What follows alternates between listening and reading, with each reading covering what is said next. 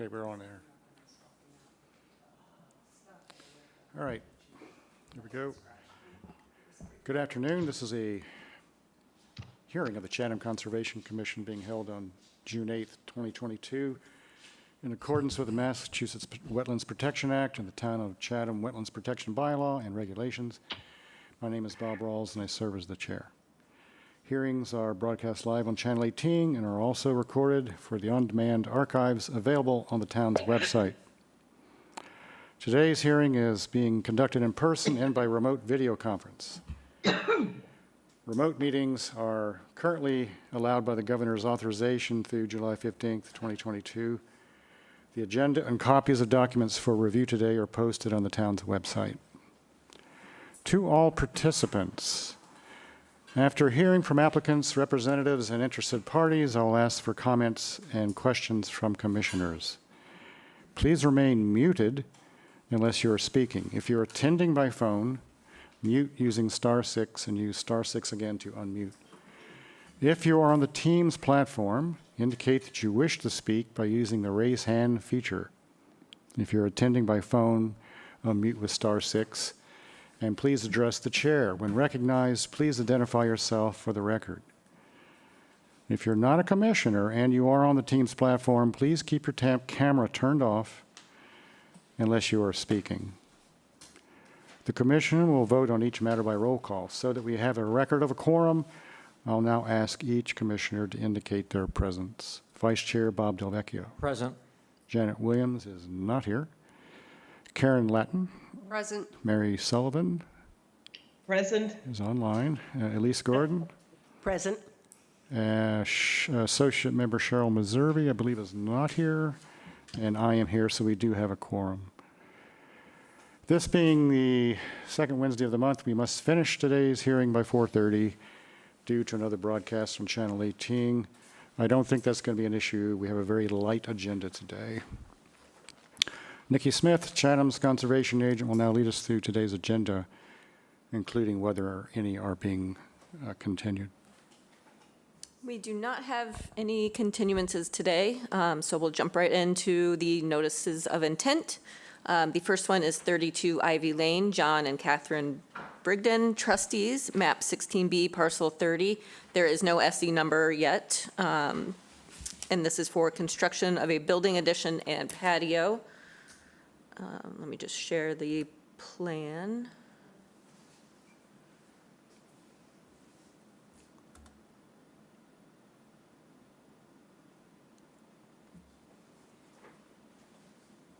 All right, so I know there's a lot of residents or abutters that may be on the call for this one. I just want to reiterate that this is the 100-foot buffer line, which is our jurisdiction. So the pool and the additions are minus a little bit of like overdig, work limit type of thing. They are out of our jurisdiction. So we are discussing the deck, covered porch, plantings, and the dry set masonry terrace. So I just wanted to reiterate that. If abutters have comments, they can use the raise your hand feature on Teams, or if you're just on the phone, you'll just have to, speak up. But we will get to any comments and read into the record a synopsis of letters that I received. So with that, I will let David Clark begin. Good afternoon, David Clark. On behalf of the Brigdens, also is on the line is David Hawk, who's the landscape architect for the project. And I believe Bill Riley is also on the line. David, so with this David, could I just halt you for a minute? Could the participant with the under the name Norman Pakin please turn off your camera, please, if you can hear me?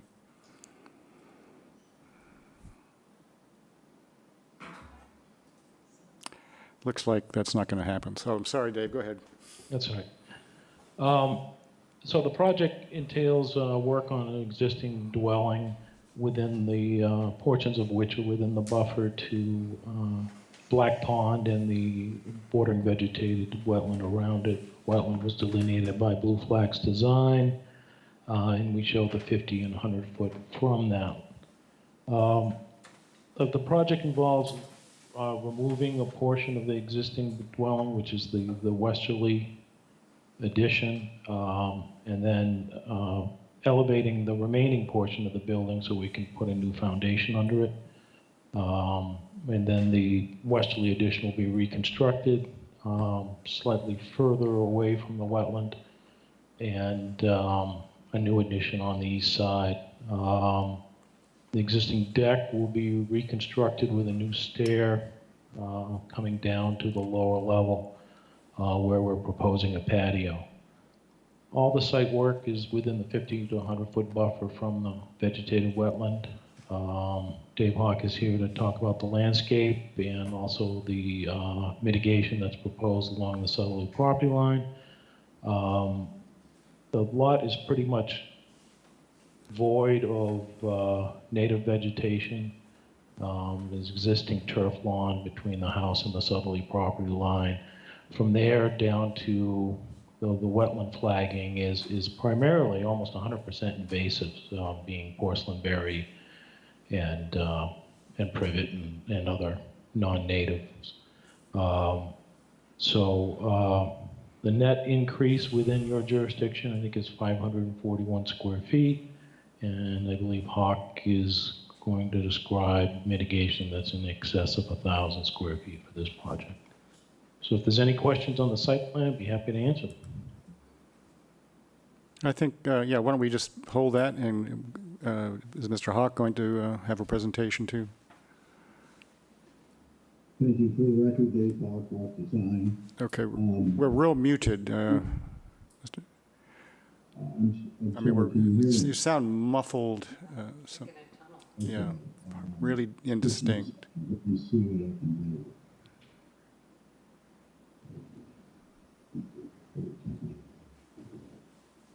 Not sure what that would be from, unless you can just get close to the microphone.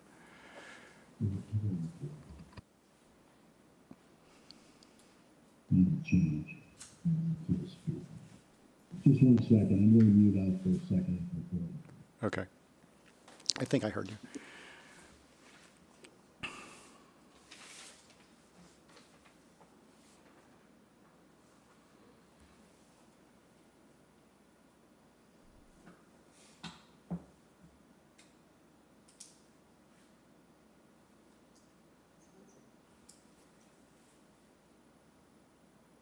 Let me try that. Does that help? Yeah, that's better. That's good. I'm sorry it was defaulted to the wrong microphone. Anyway, thank you so much. Again, for the record, Dave Hawk of Hawk Design. And clearly, I think in the beginning, the onset of this project, thoughts were to get a pool in the right in the middle of the residence there. One of the things that we felt is we needed to get the pool area outside, which you see there in the white, outside of the jurisdictional area. So that has slid over and away from that. Also, the existing septic that is there right now has been moved up to the front yard. A couple of positives there.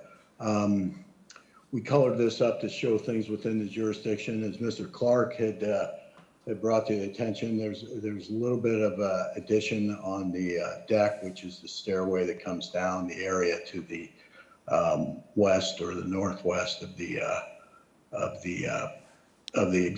residence there. And also, we are proposing some stepping stone walkways, as well as a dry set masonry terrace with a fire pit at the end of that. That then goes ahead and follows stepping stones to the pool area. What we've shown is, as far as mitigation, as Mr. Clark had mentioned, there's 541 square feet of coverage. And what we are proposing, which are the platted areas that are shown in green on this site, we're showing 1,430 square feet of mitigation. Obviously that's over a 2-to-1 mitigation square footage. There are 60 native shrubs that we're adding into this. There's 128 native perennials that we're adding, and we're also adding a seed mix, obviously, to the areas of the mitigation. The lawn area has been brought to be a little bit more level, so it's a little bit more usable. Right now, the lawn has a pretty good slope that slopes right down to the property line. The existing lawn is almost 3,000 square feet back there, as Dave Clark had mentioned. It's all lawn back there now, and there was 2,928 square feet of lawn.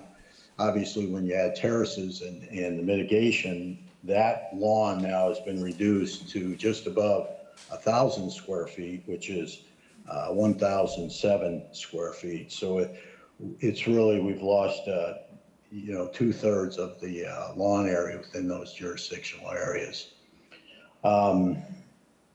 With that said, that's our proposal. The mitigation areas are areas that slope away toward the wetland there. As David did say, porcelain berry is one of the big nasties as far as invasives, and it drapes and takes over everything. That is prevalent there as well as the Asiatic bittersweet, et cetera. So there's some pretty aggressive invasives that are going on there. And I know that the commission has entertained a maintenance path, particularly for the porcelain berry. We've shown a 3-foot maintenance path that would be the seeded native lawn around the perimeter so we can protect and preserve those mitigation plantings. There is a cedar tree there that we're saying to preserve and remain at this point. And with that said, I will open up to any questions that the commission may have. All right, thank you. Thank you. So I'm just trying to figure out whether we should, Nikki, did you say there was more than the one letter? There's, I have an email and a letter, so we might as well just give those. Might as well read them in.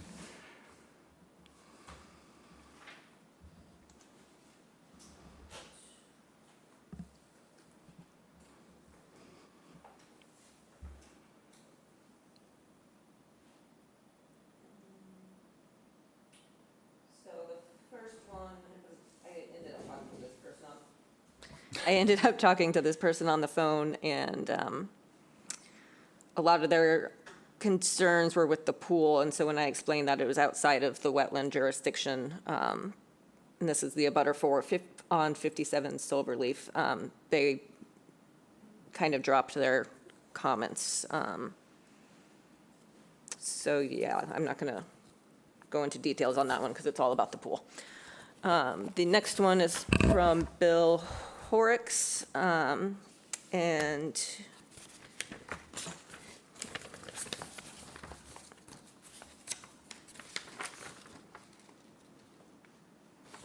he had the building and landscape plans at 32 Ivy are a concern to us. We urge that the plantings adjacent to the south and west borders be as simple as possible. My suggestion is to have the agent choose appropriate shrubs to replace the elaborate plantings. It might be able to eliminate the need for a maintenance path and have plants along the border that are compatible with what exists in the conservation area. And he had questions on the accuracy of the plan. So the existing cedar tree to remain that you can see at the bottom of this plan is misplaced, and the tree is actually on town-owned land to the south of the property line. And so he was concerned that the other things were not placed properly on the plan. The tree's remaining, so I'm not too concerned about where it's located on the plan, but, so I guess if David, who did the surveying, or Dave Hawk could, I guess, give their opinion on the accuracy of the plan, and then we can address his planting concerns. Certainly, Dave Hawk here. We didn't have any information on the existing trees out there from the surveyor, who was not Dave Clark's group. So we took this from an aerial and also field measurements.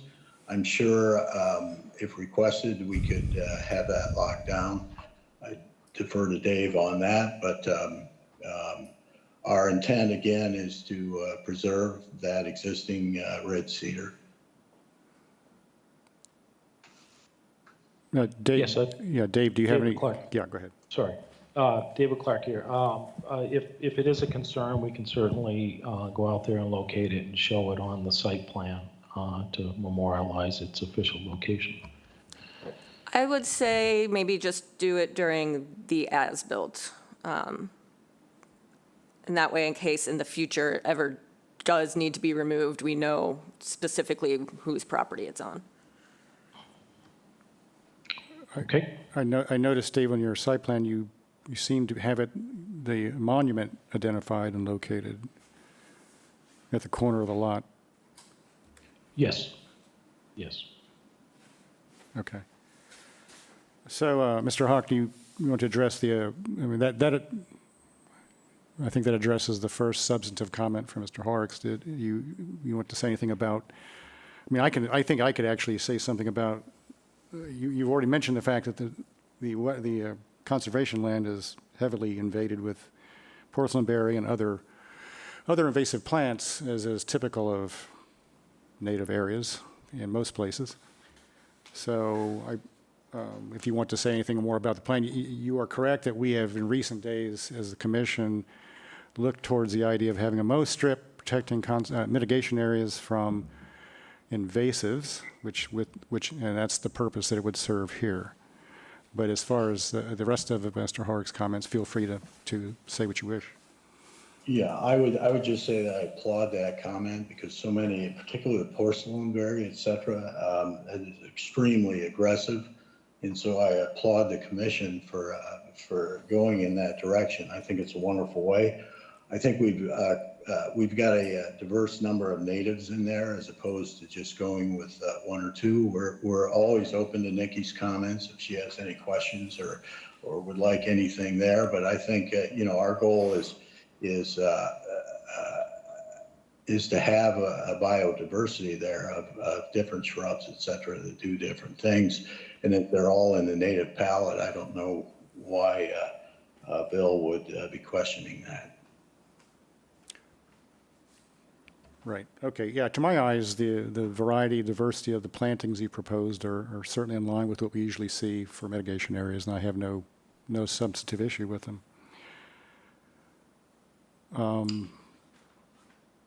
So I see that Mr. Horrocks is on the line, but if he wishes to speak, this would be a good time. Otherwise, I think we can move on to our questioning of our questions about the application itself. All right.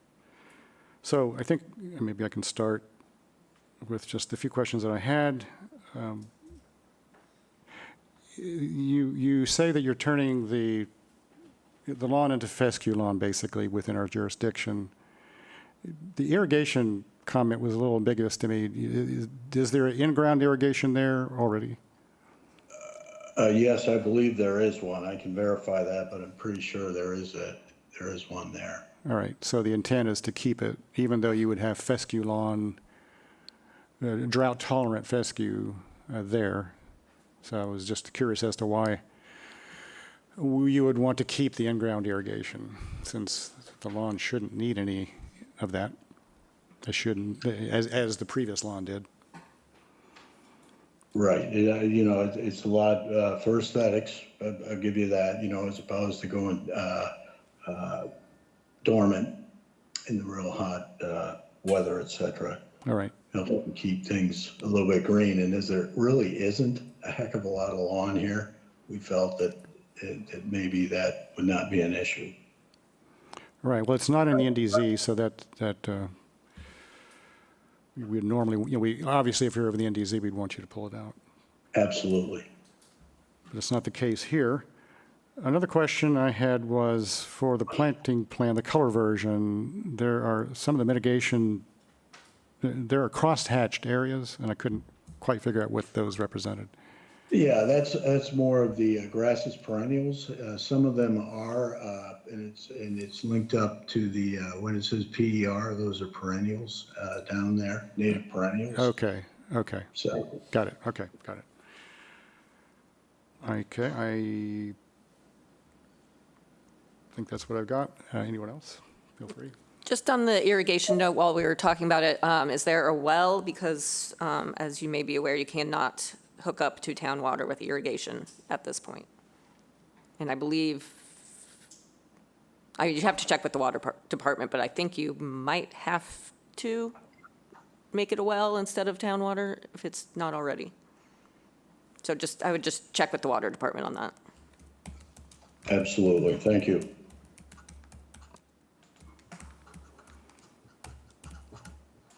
Go ahead, Bob. I got a few questions, Dave. How are you? Great. How are you? Fine, thanks. Thank you. How come there isn't a path, a maintenance path or a mow path behind the plethora further to the north, on the northwest side of the building, of that deck? Yeah, that was more of a grading situation over in that area because we want to make sure that we can get around the house and the residence. That bed is not a wide bed. It's only probably 4 feet wide, but we need to make sure that we have adequate access to get, anything back there. So that's why there's not a path shown there. Okay, currently there's grass there on the other person's property, so I suppose that wouldn't be an issue unless that were able to grow wild, and then it would become an issue, I suppose. Right. Are you planning on demarcating the mitigation areas?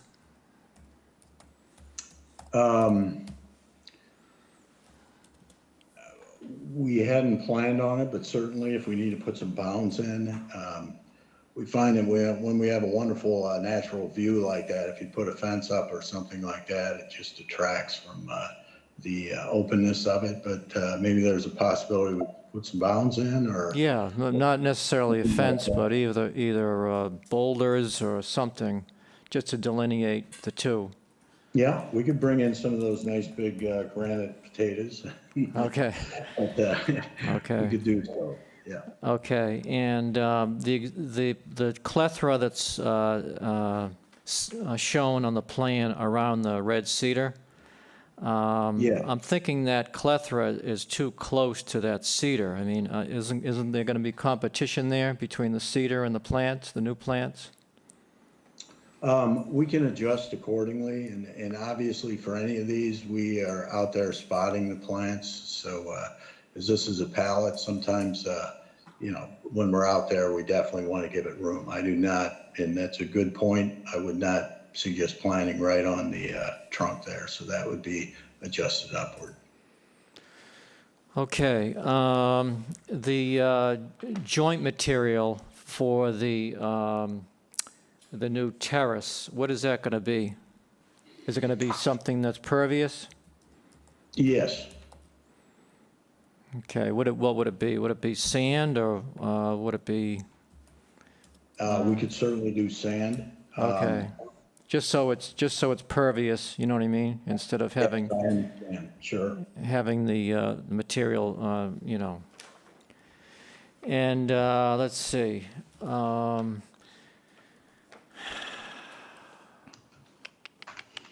The drainage for the new terrace, how will that drain? That will drain into the lawn area, which is now not as steep as it used to be.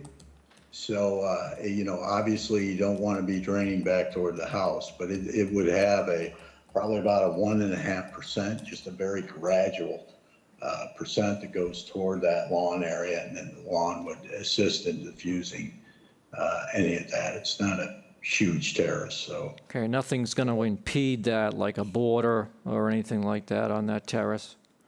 No, that would be flush at grade. Okay. I think that's all I had. Thank you. Thank you. Okay, thanks, Bob. Anybody to my right? You've hit what I had questions with, what the dry laid was and asking about the cedar. So, Elise? All right, Mary? Sorry, I forgot to unmute. Okay, But no, I'm all set. okay, very At good. least his microphone's working, so. Exactly, sorry. Nicely done, anyway. Thank you. Any other comments from anybody on the line? It doesn't look like it. If so, please raise your hand. So it sounds to me, based on the comments that we've had, they're fairly minor in nature, so it would seem that we could move. Let's see, as far as any changes we were looking for, I'm not sure that we really have any. Nikki's suggestion was to get an as-built confirming the property line, make sure we have that right. You're going to do some demarcation using some sort of stone, some sort of anything that's unobtrusive. And Bob, maybe they should, on the plan, maybe if they showed the joint material yeah, as something porous rather than, yeah. So just a couple of minor notes on the, I guess, the planting plan. They would be showing the demarcation and the joint material. Or no, I guess they would be, the joint material will be on the site plan, but however you wish to do it, just so it's on the record. Certainly, and would you then condition this? Is this something that we can forward on a vote, or?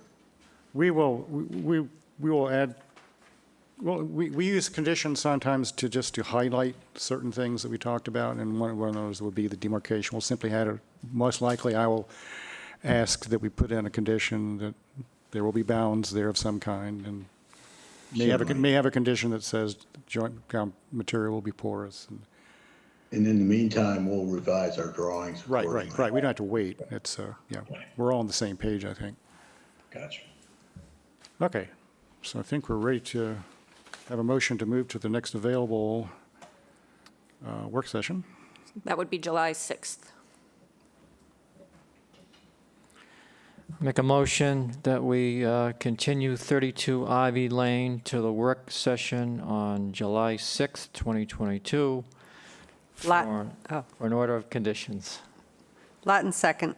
Roll call vote, Bob. Aye. Karen. Aye. Elise. Aye. Mary. Aye. And I vote aye, so that's unanimous. All right, thank you, gentlemen. Thank you very much. Next, we have a notice of intent for 470 Shore Road, James Eisenstein, map 15A, parcel A8, SE 103554, proposed rock revetment reconstruction, vertical and lateral extension, fiber rolls, and associated site improvements. This is Catherine Ricks here on behalf of the clients. I was wondering if I can share my screen. Yes, thought you would say that.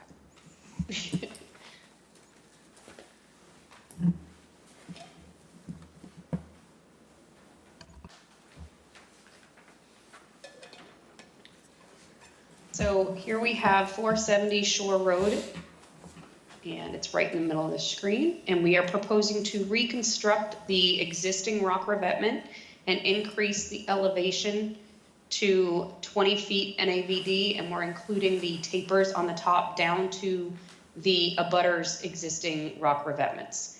The existing rock revetment was built prior to 1984. It's on a subdivision plan from 1984. So our cross sections, I'm showing the existing and the proposed. Existing, they have a timber staircase that they put out seasonally. And in our proposed, we are going to propose the granite steps that we have on other projects, which reduces the timber debris from storms or any higher tides that wash away the stairs.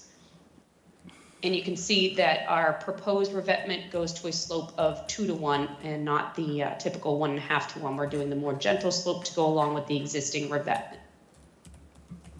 Now, we did do a wave analysis and based our elevation for the proposed revetment on the wave analysis, which brought it up to 16.7 with the current conditions, but we're requesting up to 20 because of the sea level rise that is predicted for 2050. And with rock revetments, with the appropriate design, they are should be designed for 30 to 40 years. The predicted sea level rise by 2050 is another 2.5 feet. You can see in the pictures of the area, there is a lot of scarping above the existing revetment. That scarping goes above the 15 feet base flood elevation.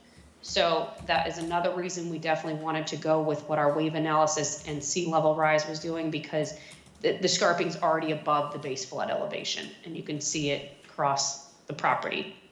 We also include the annual nourishment of 9.5 cubic yards, which was just based on the height of the overall revetment that we're proposing, the erosion rate in the area, and the length of the proposed revetment.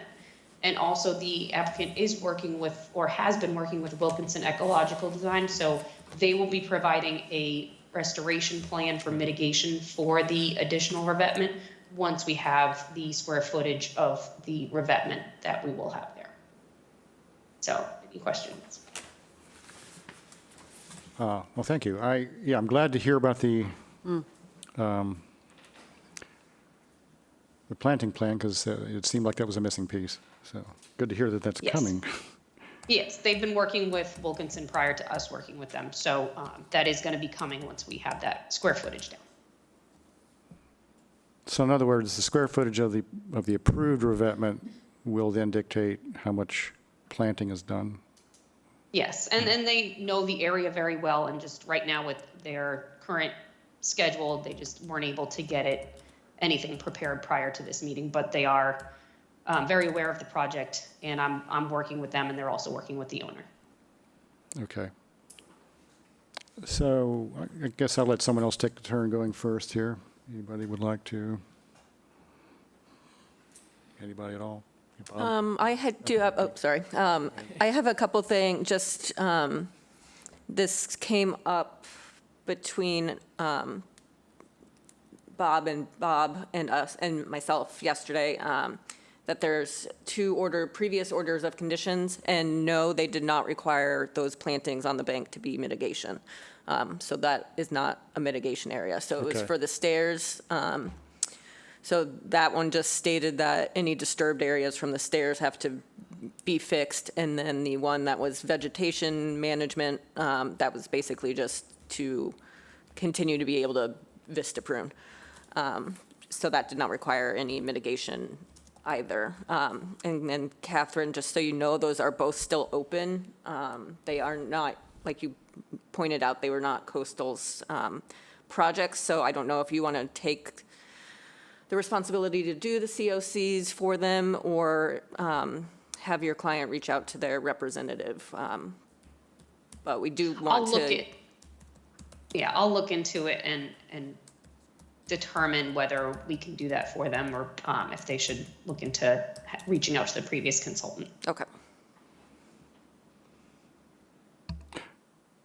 So on that note, Nikki, is there an overlap then between the scope of this project and those? I mean, is it just the bottom section? I mean, the stairs will kind of be mute because you're rebuilding them a little bit differently. Are you touching on, are you doing all of them, or just the bottom section that's going to be the granite?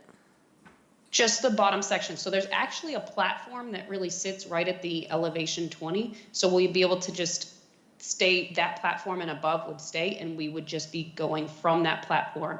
That location would then become the top of the granite steps, like step out onto the granite steps from there. So it actually worked out with the platform being at that contour. Yeah, so the stair one kind of overlaps with this project a little bit, but the vegetation management does not. Right, so potentially, I mean, there's basically a rule that if a project conflicts or is in the same area as an unresolved previous project, that one has to be resolved somehow before you can have a new one in the same area, which makes sense. Yeah, that makes sense, and I can definitely reach out. Okay. Bob, I got a looks like question, you look like Bob. you're Thanks. ready. Have you had discussions with the abutters on the, on this project at all?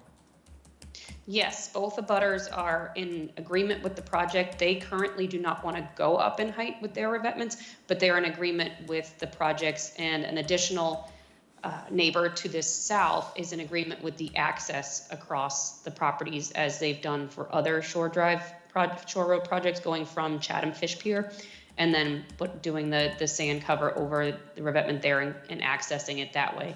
And I have both the neighbors to the south agreeing with that, and they want to sign a letter, and they're gonna, within the next week, I actually will have signed letters from both of those abutters. Okay. And if this goes forward, how would the, this revetment stops, and don't you think you'll have more water, more forces of water directed towards the end of the new revetment, so that the soil would erode at both ends? So there's always the end scour possibility, but that's why with any of the annual nourishment would be focused in those areas, and that's why we have the tapers, which then reduce and keep that end scour on the property that we're doing the revetment on. So that should stay on the property unless it's some astronomical storm. But any of the end scour that does get up there should stay on that property, and the annual nourishment can be focused on those two taper areas to make sure there's not additional scour in those areas on this homeowner's property as well. Okay, were you thinking of planting at all in those areas as well? Any areas that are disturbed would be planted, lightly planted in those areas, just because you'd also want to put the nourishment there, and so it would be covered every year, so you wouldn't want to really do any heavy planting. But if you do just above it, and then a lot of the plants can then, they kind of can grow on down naturally if there's not a lot of erosion in those areas. Okay. And why not use soft measures instead of a hard revetment? The erosion doesn't seem to be too bad at this point. I mean, there's still vegetation on that bank above the existing. We feel with the way that the storms have increased and the fact that there is already erosion very visible in this area, that it's much better to extend the existing revetment and not use the soft solutions for the wave inundation and the wave runoff. Okay. When I was out there, just a couple of things I noticed. There's an old plastic gas tank on the property, on the bank. So if that could be removed at some Yep, point. I will mention that to them. And also, there's a metal railing of some kind. It doesn't look like it comes up from the ground. There's a lateral piece, and then it goes back into the ground. What is that? I did see that. It's in this picture. I am not sure what it is, but we can look into having that removed. Yeah. It would have to be removed to place the revetment, so it would be. Yeah. Okay, those are the questions I had. Thank you. Welcome. Thank you, Bob. Anyone else? No? Got one. Can you just explain, my concern was you're doing this taller revetment, and I guess by, having it angle in, that keeps it from causing further erosion for the neighbors? Because I'm wondering, as the waves hit, is it going to end up affecting the properties on either side? So that's why we have the tapers, and the tapers Okay. end at the existing revetments on the other properties, because there is always going to be some scour at the edges of a revetment of a hard structure. So by doing that, we can decrease or keep most of that, almost all of it, on that this applicant's property and not extend onto the others. And then to do the annual nourishment in those areas, it should reduce any of that end scour in there, and definitely reduce any effects that it would have on the neighboring properties. Okay, I just didn't quite get that part, so thank you. You're welcome. All right, so it's an unusual proposal in the sense that it's such a dramatic increase in the height of the revetment, obviously, and we've actually had one other one recently that is of a similar height. So on one hand, I welcome the the thought that you are looking ahead to climate change and trying to accommodate projected increases. On the other hand, in this particular project, you have Turn Island right out in front of the property, theoretically protecting the property from, and the break is sort of off to the left. And when I looked at the wave analysis, I didn't see Turn Island as a factor in that. I was just curious as to whether or not it is a factor or not. It is in the wave fetch that was used to calculate for the wave analysis. There's more of a fetch coming from the north, from the east and north, Right. and not from the Turn Island. So that is taken into effect, is that fetch distance there with the Turn Island, but there is some to the northeast. All right, so that's the worst case fetch, and that's what you displayed on your plan. Okay. Correct. And just sort of echo Bob's question, is it possible, is it technically possible, or is it a non-starter to add above a certain height? Let's just say, I'm not an engineer, but let's just say you built a rock revetment half as tall as what you're proposing, and then on top of that you had a soft solution, corals and so forth. Because I looked 2 doors down, and there's a property that has no revetment whatsoever. And of course, the ground is sloped differently there, but nevertheless, it looks like it's handling. It's not eroded, I guess. Well, I guess there's some slumping a little further up the bank, but anyway, is that at all possible? That wasn't mentioned as one of your alternatives, and I'm just asking if it is a theoretically an acceptable alternative. Theoretically, yes, we could look into doing the revetment to a certain height above what it is now, and then look into a soft solution above that as a phased approach to eventually having a revetment at the height that we are proposing now. It's what we're proposing now. We plan, this is designed so it will go to the 40 or 50 years from now.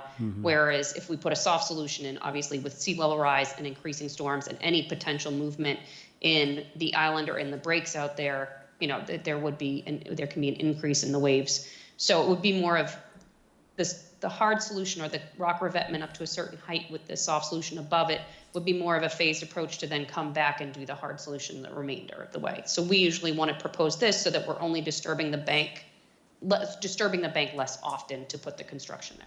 Right. So the thinking is one and done rather than an iterative solution over time. Correct, less disturbance. Okay. Yeah.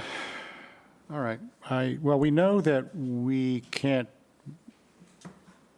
vote on this today because we're expecting more information from Wilkinson, which Yeah. we will be very interested to see, of course. Until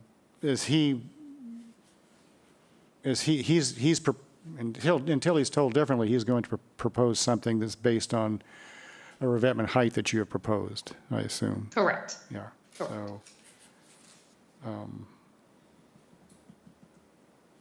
I think that, to me, that would influence my thinking about the whole project, as if I could see what that proposal really does entail.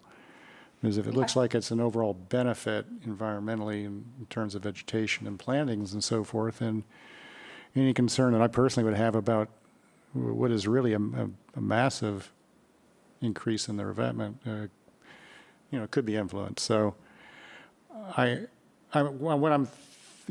based on the previous application that we recently looked at and this one, I guess we're going to have to assume that we're going to be seeing more proposals to where the revetment is going to be going up to those heights. And I guess we just sort of have to think hard about whether or not this is something we want to see everywhere, or is it necessary to see it everywhere? So anyway, it's new ground, in a sense, for us, I think, at least it is for me. So I'm glad we're not voting on it today, because I still want to keep thinking about it. Okay, Bob. One more question from me. What adverse impacts would that increase in the revetment height be, to the beach and so forth? if any? The increase in height should not, yeah, the increase in height actually, and at the slope of 2 to 1, we should not see any increase in effect on the coastal beach there, because the waves will have a lot more area of the rock and the rough surface to dissipate the energy before they would then run down the revetment. So there shouldn't be there's no increase in impact to the coastal beach. The coastal bank would be the square footage of the revetment, which I don't have in front of me right now. But it also then will stabilize the bank above it, which right now, everything above the revetment is scarping and sloping and eroding. So you're not supporting the rest of the bank. So by putting this in, you'll support the upper coastal bank and the vegetation and the wildlife area there. Okay, thank you. You're welcome. All right, so do I get the sense that are you going to be doing any thinking work on this sort of a hybrid solution that we were discussing, or are you basically wanting to stick with your existing proposal, the all hard solution? I'd like to stick with the proposal right now, but also I can do an alternatives analysis showing the hybrid and why it's more of a temporary step to the higher elevation. I want that. And I will reach out to Wilkinson to make sure that they get the plan together. And I will reach out to the applicant and look at the stair order of conditions so that we can get that closed out. Right. Since since Nikki said it's in conflict with this one. Right, okay. And then can you just have Wilkinson put, a small note or something on their plan on the planting of the tapered nourishment areas? Just so that's clear that they are getting planted lightly, however that may be. Yeah, I think that is a little confusing, so any clarity would be helpful. Okay. When do you think Wilkinson will have any information for us? As of the last time I spoke with them, with their current schedule, we were looking at a month. So if we cannot do the next hearing, but the hearing after that, we'd be able to potentially have the COC request for the other order of conditions, have the Wilkinson restoration plan, and have an alternatives analysis prepared for you, because we'd have to submit it the week before. So I would think 2 hearings from now for a continuation. All right, so that looks like it would be July 13th.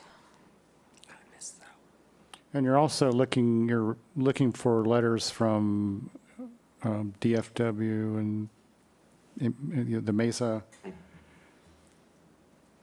I don't believe we've gotten a letter from NHESP, you're correct. Okay. Nikki, have you received a letter? No, I have not. Okay. And you also mentioned you will be having letters from neighbors, so Correct. it'd be good to see those too. All right.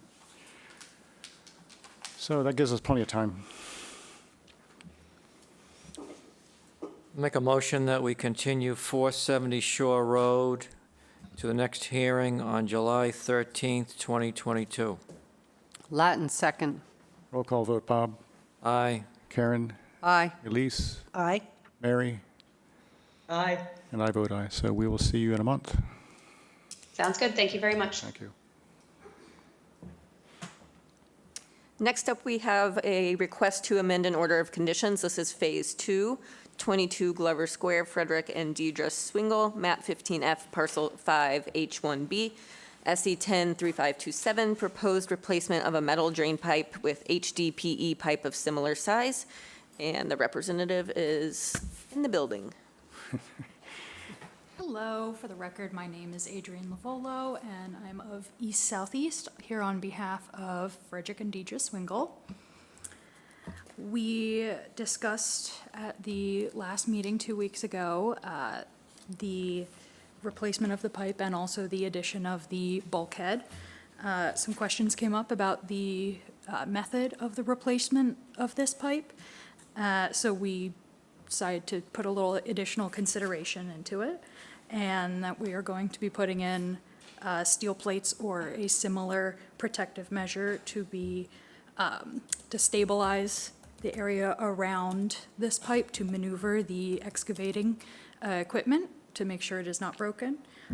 If it is broken during the maneuvering process, The contractor will then inspect it to see where, and if it is compromised, they will prepare the siltation barrier to avoid any excess sediment from that which may have occurred, and fix that section first in case a storm event does occur in the intervening days, which this should take 3 to 5 days to complete. Once those aspects, if they come up, are dealt with, the replacement will start at the bottom, the south end of this pipe, and a trench will be left with a siltation barrier installed there to make sure that any sediments from the upstream, the more north end of the pipe are taken care of and they don't get into the wetland to the south. And then from there, the contractor will work north to south, replacing the sections of the pipe that way to make sure that any sediment is caught. Any questions? Yes, thank you. That was the one item that we had? My notes don't show anything else. Yeah, I don't think we had much concern over the project. Okay. Yes, I think that, oh, go ahead, Bob, you have a question? I got a comment? No. couple of questions, Bob, thanks. How deep is this going to go again? I believe it is 2 to 3 feet? Something like 2, 3 feet? So it won't be affected by further planting or construction or anything like that? It shouldn't be, no. Okay, and I mentioned to Thad before about the outlet being marked so you can find it in the future. Is that something that's going to happen?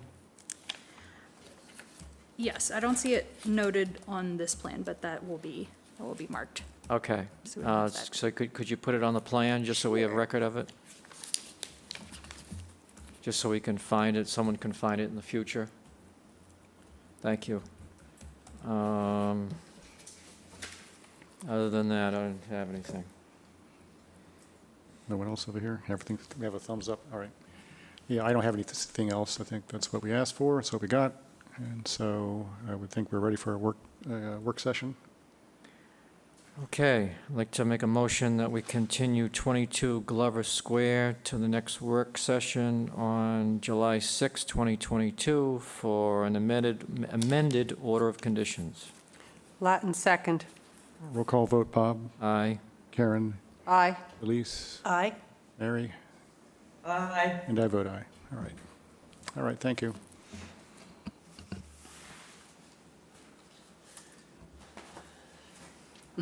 Our next item is the permit extension request for 110 and 0 Old Salt Works, Goodrich Chatham Realty Trust and Eastward Point Property Owners Association, map 13M, parcel C25 and C24, SE 103216. This is extending the proposed shorefront protection, so nourishment and planting. And I believe Don Monroe should be on the call.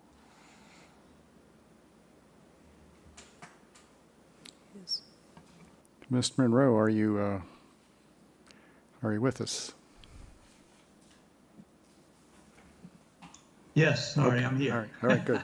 You caught me taking a quick break, sorry. through the That's all right, chair. that's all right.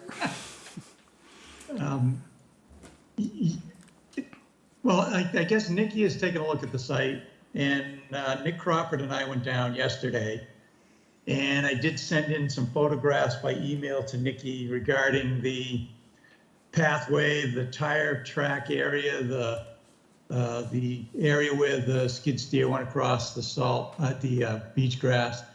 And I think everything seems to be fine at this stage. I'm not sure what the concern was expressed by the person that's in the association in regards to those items, including the split rail fence, because that's back intact. There really isn't any ruts to be spoken of over the access way over their property. So I think we're okay in that regard.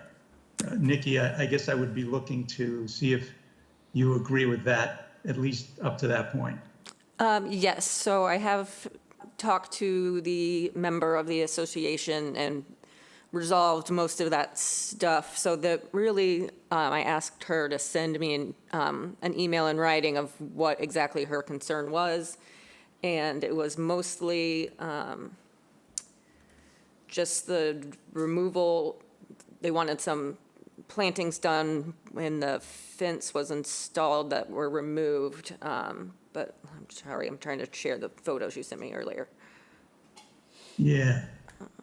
I think I had Carl, through the chair, I had Carl and my permitting specialist put together a series of photos that that were compiled, Sean Riley, when he was working on the fence portion and the building and all of that under that order of conditions that got closed out. There were some photographs of the area in question, and it looks to me like there wasn't the removal of plants. It was more that because the fence location had a lot of shrubbery around it, not only on the applicant's side, but primarily not only on the association side, but on the applicant side as well. And it was primarily, according to Nick, autumn olive, that they pruned all of it back. And I took photographs yesterday of the same areas and tried to show you that autumn olive is actually growing back. I'm not sure if we want to necessarily encourage that, but it's not on our property now. So, because it isn't invasive. So I think the association was looking for some replacement plants, but I'm not sure where to go with that because the autumn olive that is coming back on the association's property tells me, based on the way it's growing, the way Nick evaluated it, that it will eventually all basically come back in the clumps that were cut back to put the fence in. Now, I know there was a fence there for a long period of time, so I think the new fence, because of the amount of vegetation that was growing on both sides, they had to clear that, they obviously had to cut that down to get the fence in. So I'm looking for a mutual something or other to try to figure out what the best approach would be for this issue that the association's raised. Yeah. I'm kind of at a loss. Okay, yeah, actually, I hadn't realized that was an autumn olive. Kind of. Yeah, that whole stretch there through the chair's autumn olive. Yeah, that sort of changes the complexion of the situation a bit for me. It's a heavily invasive plant. Yeah. Something that needs to be stamped out, not encouraged to grow. Right, and so through the chair, from my understanding with talking with Sean, because I wasn't involved way back when this whole project kind of started, but digging through the orders of conditions and digging through, I think Clark Engineering was involved way back.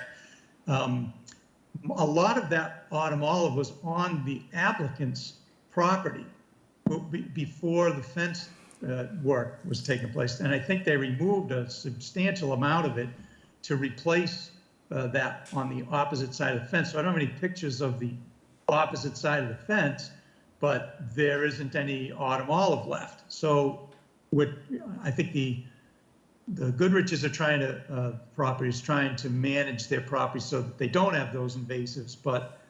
And I understand why the association wants us to take a look at this and figure out what to do.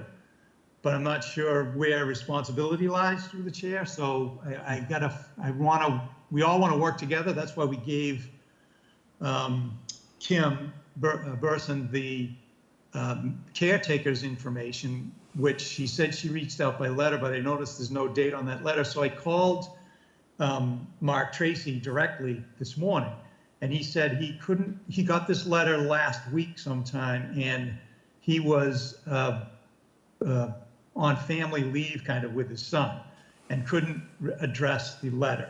Then he called her yesterday directly to try to explain from his perspective what the plants were and what they did, because they didn't actually remove any of the root systems of that autumn olive on the association's property. So she's still according to Mark, wants something done. So I don't know what to do at this stage.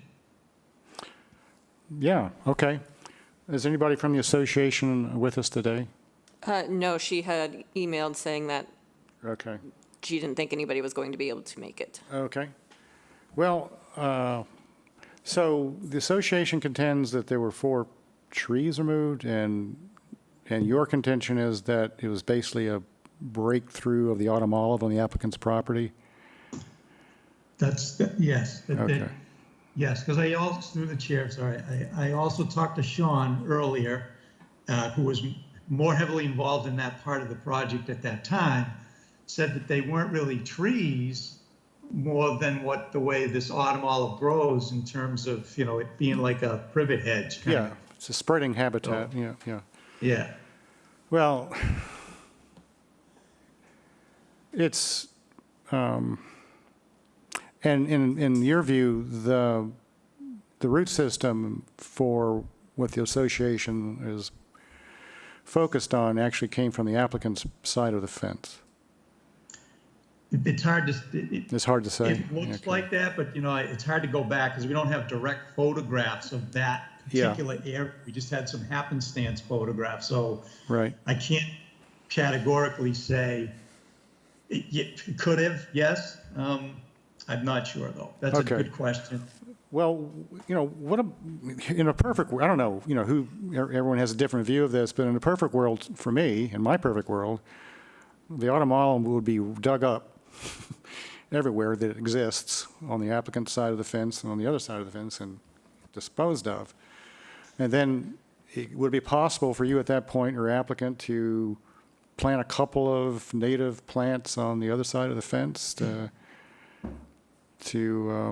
placate and assuage the concerns of the association, even though, yeah, go ahead. Sure, through the chair. So we did get some input from Kim, who expressed she wanted to see something like hollies planted. And I talked to Nick Crawford about that yesterday, and then also this morning.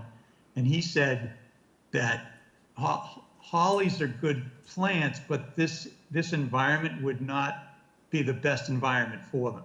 And that he noticed that there's some beach plum growing in the stand of autumn olive that's closer to the beach area.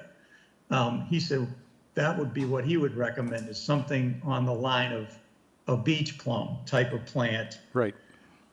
because it seems to be growing in conjunction with autumn olive. So, and then the question you just asked was about removing the autumn olive in the perfect world. So that could get costly and have to, I don't know. I need some direction on that one. Well, maybe Nick would have the best thoughts on that. Maybe there's a way to remove it that's not costly. I don't know.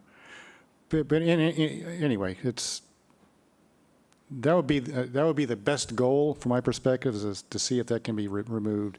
I think the beach plums, it's a very, very sandy area. It's a coastal area. Be a perfect plant for the spot. So maybe another conversation with Nick and see if he agrees, see if he has any thoughts on what it would take to get rid of the autumn olive. I think that you can say, Bob, whether or not you think the beach plums would be a good choice there. I think it would be obvious. Yeah. As you said, it's a coastal environment, a lot of wind and salt air. And That's what they're designed to grow in, yeah. so that would be a great choice, I think. And maybe then everybody would be happy at that point, who knows? But we won't know Yeah, unless we hear from the association. Yeah, so through the chair, the removal of this plant from the association's property, it sounds like that in what you're explaining as the best of all worlds,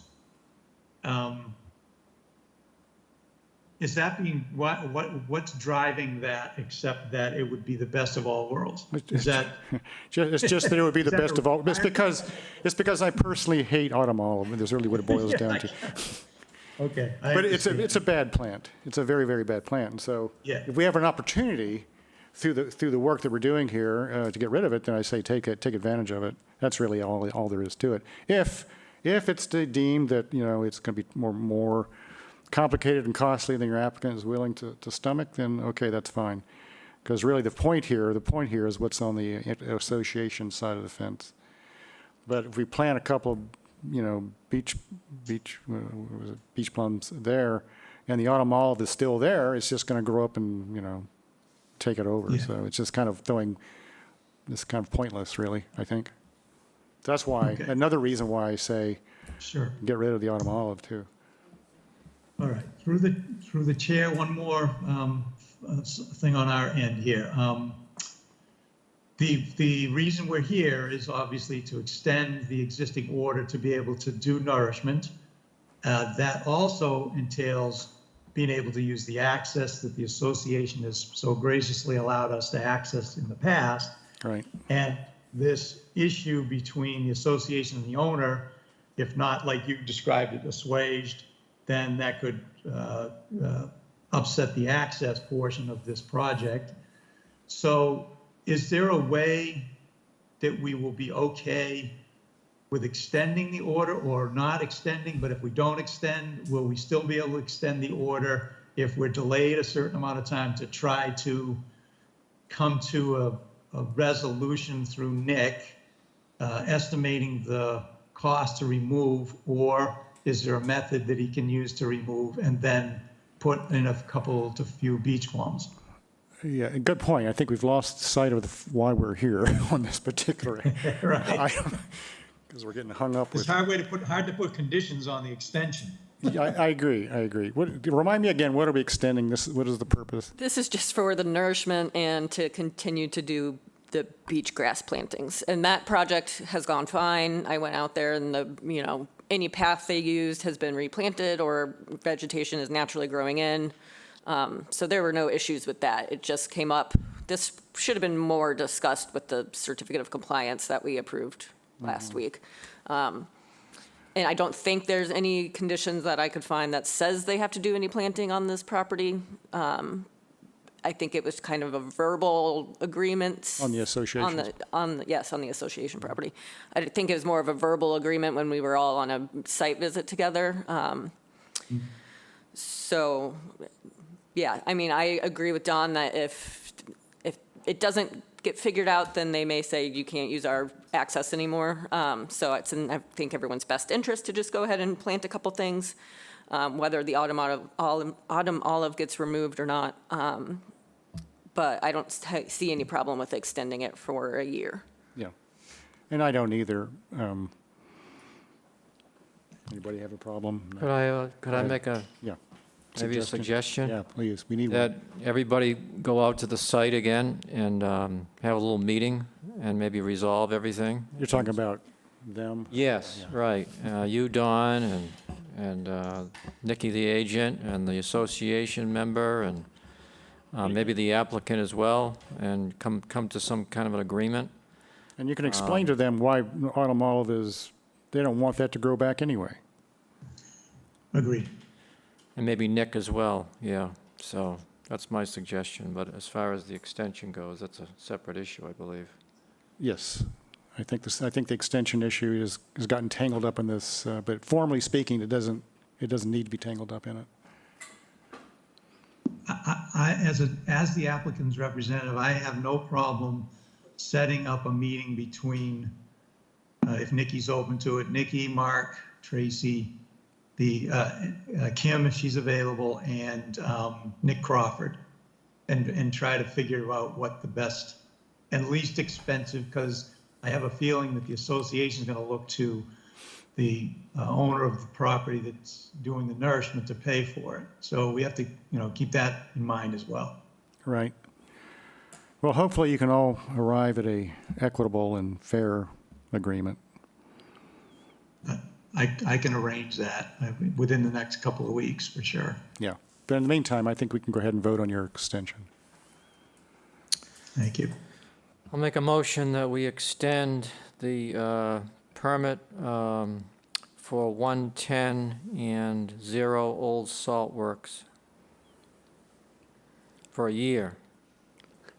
Latin second. Roll call vote, Bob.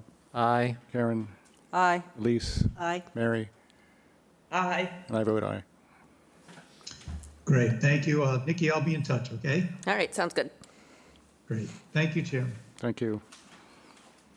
All right, next up is our request for a certificate of compliance, 558 Fox Hill Road, Margaret R. Wolin, map 11M, parcel 6P1, SE 10155.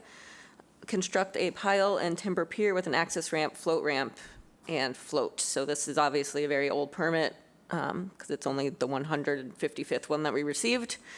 Number 155. Yeah.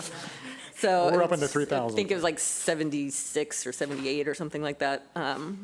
So, yeah, just one of those really old ones, no really conditions, not a very good site plan. So there wasn't much to go off of. So I recommend approval. Because we have no way of not approving it. Right. Oh, it would be really delightful to not foist upon the commission 20 years from now unexpired, or unresolved certificate of compliance somehow, if we could just manage that. Anyway,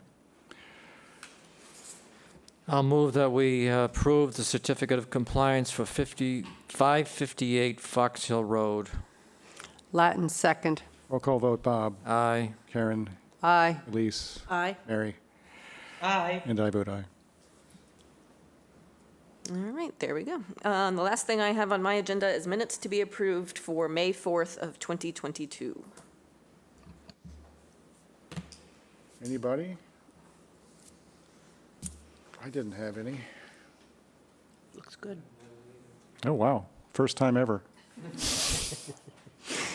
Impressive. Who did it? Okay. Be sure they know that there were no comments. All right.